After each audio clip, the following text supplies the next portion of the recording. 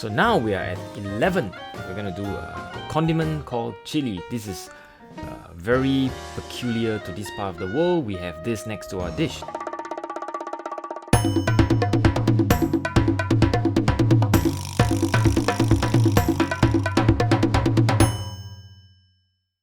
Chili on its own doesn't really have taste, but it enhances whatever you throw alongside with it. So we use it as a condiment, as an additive to whatever we are eating. It's usually in a small petri dish next to our bowl of noodle or bowl of whatever we're eating.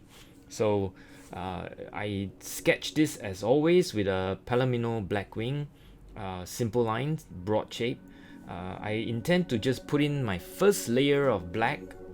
It will not be in a scale of 1 to 5. It will be value somewhere around 3.5, little 4ish, around that sort of range, because I'll go in with a bit more darker, trying to get it to 5 later on.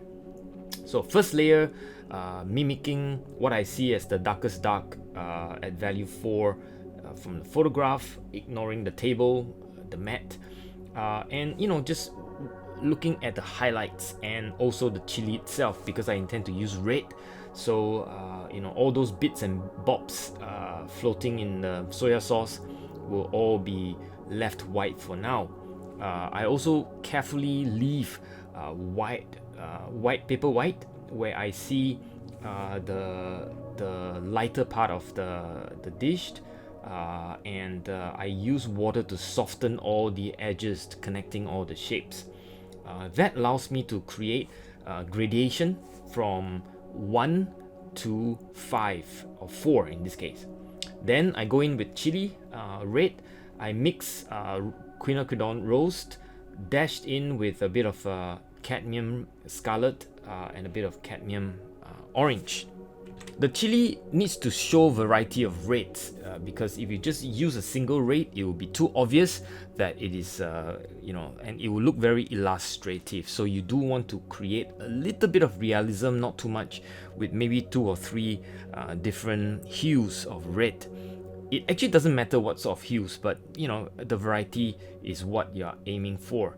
Of course, if you try to look at where it's closer to orange, where it's closer to the darker red. You can also throw in a bit of permanent alizarin crimson if that helps. Next, the shadow.